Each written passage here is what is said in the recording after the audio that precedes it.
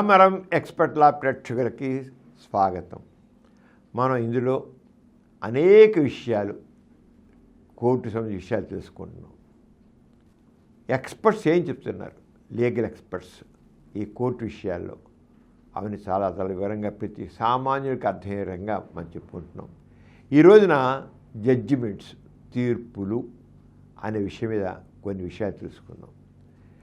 తీర్పులకు వేరే అర్థం చూడరాదు.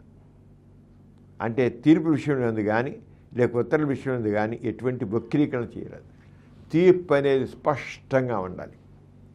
తీర్పు అనేది ఏదో గందరగోళంగా ఉండలేదు, వక్రీకరించడం లేదు, వేగ్గా ఉండాలి, స్పష్టంగా ఉండాలి. ఇది కారణము, ఈ ముద్దాయి ఈ రకంగా చేశాడు కనుక దానికి ఈ రకంగా అన్ని రకాలైన నిర్ధారణలు దొరికాయి, ఎవిడెన్సులు దొరికాయి కనుక ఆ ఎవిడెన్సులు బేస్డ్గా ఆ సాక్ష్యాల ఆధారంగా ఇతనికి శిక్ష ఫలానా సెక్షన్ ప్రకారంగా ఫలానా సెక్షన్ ప్రకారంగా ఇంతకాలం శిక్ష ఉంది కనుక ఇది ఇచ్చామని స్పష్టంగా ఇవ్వాలి.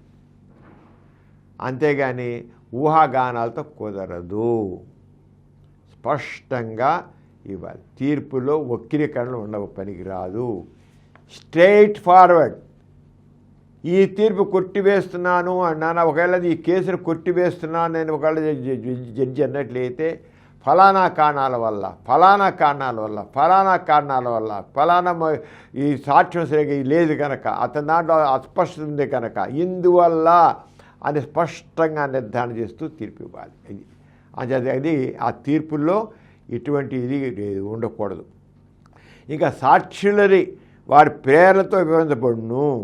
సాక్ష్యం ఇస్తారు కదా, సాక్ష్యం ఇచ్చేది ఏదో మామూలు నిక్నేమ్స్ కాదు, కరెక్ట్ పేరుతో వాళ్ళ పేరు ఫలానా ఎక్స్ ఫలానా వెయ్యండి అంటే ఆ పేర్లతో ఇవ్వాలి. లేదా స్థాన సూచంగా పీడబ్ల్యూ ప్రాసిక్యూషన్ విట్నెస్ లేదా విట్నెస్ లేదా డిడబ్ల్యూ డిఫెన్స్ విట్నెస్. పీడబ్ల్యూ అని అంటారు, డిడబ్ల్యూ అంటారు అన్నమాట. ప్రాసిక్యూషన్ విట్నెస్ లేదా డిఫెన్స్ విట్నెస్ అని వివరింపబడును. పేరు చెప్పే ముందు పీడబ్ల్యూ ఆ వ్యక్తి ముందు డిడబ్ల్యూ అని పెట్టుకోవచ్చు అని సాక్ష్యాలను ఛార్జ్ షీట్ ఎందుకు తెలుపబడి ఇంకను విచారించిన వారిని పేర్లతోనే సంబోధించవలను. కానీ ఛార్జ్ షీట్ ఎందుకు ఎటువంటి నంబర్లు వారికి కేటాయించరాదు. తీర్పు ప్రతిని తయారు చేయ విధానం. తీర్పు ఇవ్వాలి కదా, మన సాక్ష్యాలు అయిపోయింది. ఇవిడంతా అన్ని రకాలుగా సాక్ష్యాలు తీసుకున్నారు, అన్ని వైపు నుంచి తీసుకున్నారు. ముద్దాయి మీద నేరారోపణలు ఉంటాయి. ఆ నేరారోపణలకేమో సాక్షులకు అక్కడ ఎవిడెన్స్ ఉంటుంది, ఫలానా సాక్షులు ఉంటాయి, ఇవన్నీ ఉంటాయి. ఇతను నేరం చేశాడు, ఈ రకంగా నేరం చేశాడు, ఇది కారణం అని ఇస్తారు కదా.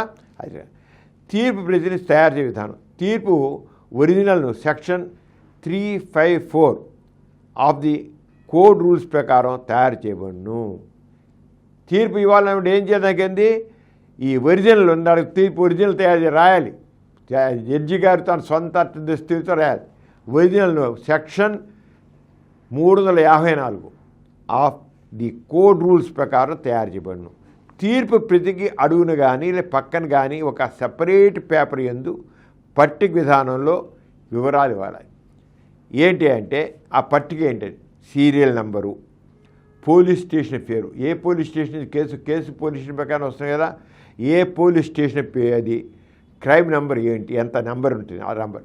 ఈ తీర్పులో ఇవన్నీ రాయాలి. సీరియల్ నెంబరు, పోలీస్ స్టేషన్ పేరు, అలాగే కేసు క్రైమ్ నెంబరు, ముద్దాయి వివరములు, పేరు, తండ్రి పేరు, కులం పేరు, వృత్తి, చిరునామా, వయస్సు అన్నీ ఇవ్వాలి, మొత్తం రాయాలి. అలాగే నేరం జరిగిన తారీఖు, కంప్లైంట్ అరెస్టు బెయిల్పై విడుదలైనది, కమిట్మెంట్కి వచ్చింది, విచారణ ప్రారంభం, విచారణ ముగింపు, శిక్ష లేక ఉత్తర్వులు, ఇవన్నీ కూడా రాయాలి.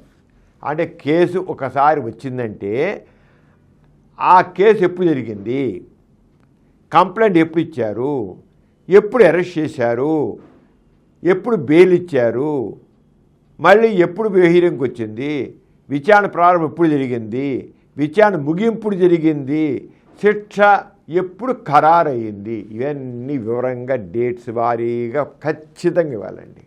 ఏ ఒకటి లేకపోతే ఒకటి కాదు.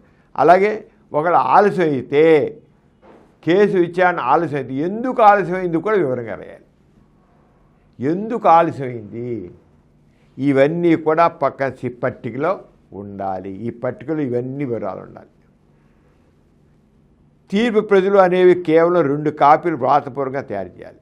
ఇప్పుడు జడ్జి గారు తీర్పు అనేవి కేవలం 2 కాపీలే, 2 కాపీ వ్రాతపూర్వకంగా రాయాలి. ఒక కాపీ రికార్డు ఎందుకు ఉంచబడాలి, రికార్డు రూమ్లో పెట్టాలి. ఒకటి హైకోర్టు పంపించాలి. ఈ జిల్లా మేజిస్ట్రేట్ కానీ జిల్లా కోర్టులో కానీ జరిగితే అవి చివరికి హైకోర్టు పంపించాలి. రికార్డు ఎందుకు ఉంచబడిన కాపీ అవసరానికి అనుగుణంగా లిస్ట్ రూపంలో రూపొందించి ఇండెక్స్గా సంవత్సరం తిరుగు రూపంలో ఉంచాలి. దాన్ని ఇండెక్స్ చేసి దాని రికార్డు ఎక్కడుంది ఏంటి, రికార్డు రూమ్లో పెట్టేశారు కదా, ఎక్కడుంది ఏంటి అనేది ఉండాలి. ఎప్పుడు కావాలంటే తీయాలి దాన్ని. సమన్ల కేసులు రికార్డు ఉంచుట కానీ కాపీని తయారు చేయడం కానీ అవసరం లేదు. తీర్పు ప్రతుల యందు సాక్షి వివరణ. ప్రతి తీర్పు ప్రతి యందు తీర్పు ఇచ్చినందు ప్రాసిక్యూషన్ వారు ఎంతమంది సాక్షులను విచారించారు, అలాగే ముద్దాయి తరపు అదేవిధంగా కోర్టు తరపున అలాగే ఎగ్జిబిట్స్గా ఇన్నింటిని నమోదు చేశారు. ఆ మెటీరియల్స్ అన్ని విషయాలన్నీ అనుబంధంగా పెట్టాలి. ఎవరో సాక్షి చెప్పారు ఏమిటి, ముద్దాయి విషయంలో అతను ముద్దాయి చేసిన ఎగ్జిబిట్స్ పెట్టారు. అతను నేరం చేసిన ఇవన్నీ అతను కత్తిపెట్టి పొడిచాడు, కర్రపెట్టి కొట్టాడు, లేదా ఇంకోటి చేశాడు, సైకిల్ మీద కొట్టాడు, అన్నీ అక్కడ ఉండే రికార్డు దాంట్లో మొత్తం వాటిని నమోదు చేయాలి, వివరంగా రాయాలి. తీర్పు ఏ నేరమునకు శిక్ష విధించబడినది వివరించాలి. ఇప్పుడు ఒక్కోసారి రకరకాల నేరాలని దాంట్లో వరుసగా పెట్టడం జరుగుతుంది. అంచేత ఏ నేరానికి శిక్ష విధించబడుతోంది, కొన్ని నేరాలు కుట్టివి పడతాయి.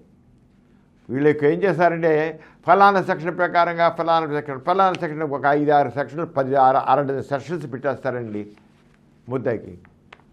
వాడు నేరం చేశాడు, ఇగో ఈ నేరం చేశాడు ఈ సెక్షన్ ప్రకారంగా, ఈ నేరం చేశాడు తనకి ఈ సెక్షన్ అనుమతి పడుతుంది, ఇతను ఈ నేరం చేశాడు ఈ సెక్షన్ ప్రకారం అని చెప్పి అన్ని రకాల కుట్ర చేశాడు, కొట్టాడు, తిట్టాడు, దెబ్బలు పెట్టే కొట్టాడు, ఇక ఇలా చేశాడు అలా చేశాడు, అన్నీ మొత్తం ఒకదానికి ఒక సెక్షన్ ఉంటుంది. ఆ సెక్షన్ అన్నిటినీ నమోదు చేయాలి. అంటే దేని ప్రకారం చేశానేది తీర్పు ఏ నేరంలోకి శిక్ష విధించబడింది. నేరం చేసే వ్యక్తికి 2 లేక 3 నేరాలకు శిక్ష విధించినప్పుడు, ఒకదానికంటే ఎక్కువ శిక్ష ఫైన్ విధించినప్పుడు కోర్టు తీర్పు యందు ఏ నేరంలో లేదా నేరాల్లో ఫైన్ విధించబడిందో వివరించవలెను. కొన్ని నేరాలకి ఫైనే, కొన్ని నేరాలకి ఖైదు. అంచేత ఏ సెక్షన్ ప్రకారం మీరు అతన్ని నేరస్తుగా గమనించారు, అతనికి ఏంటి శిక్ష ఉందా, జైలు శిక్ష ఉందా, కేవలం ఫైనా, జరిమానా, ఫైన్ అనేది ఉంది. దేనికి వేసారు వివరంగా రాయాలి. అంతేగాని ఈ వ్యక్తికి ఇన్ని 100 రూపాయలు ఫైన్ వేస్తున్నాము, ఇంత ఇది వేస్తున్నాం, దేనికి ఏ సెక్షన్ ప్రకారం చేస్తున్నాం, ఎక్కడో లేనిది పెట్టడానికి లేదు. ఏ నేరం మోపబడిందో ఆ నేరానికి సంబంధించింది మాత్రమే అక్కడ మెన్షన్ చేయాలి, లేనివి తీసి పెట్టడానికి వీల్లేదు. ఏ ప్రకారంగా అయితే ఎఫ్ఐఆర్ ఫైల్ చేసి ఏ రంగా సెక్షన్లు వెళ్ళి ఫలానా సెక్షన్ ప్రకారంగా మీరు నేరం మోపబడ్డారో, దేని ప్రకారంగా అయితే విచారణ జరిగిందో వాటి ప్రకారంగా దేనికి ఫైన్ వేశారు, దేనికి శిక్ష పడింది, జైలు శిక్ష ఖైదు విధించారు అనేది కూడా వివరంగా రాయాలి. తీర్పు ఎందుకు సబ్ సెక్షన్ ఉన్నాయలా వివరించాలి. మరి సబ్ సెక్షన్ ఉంటాయి.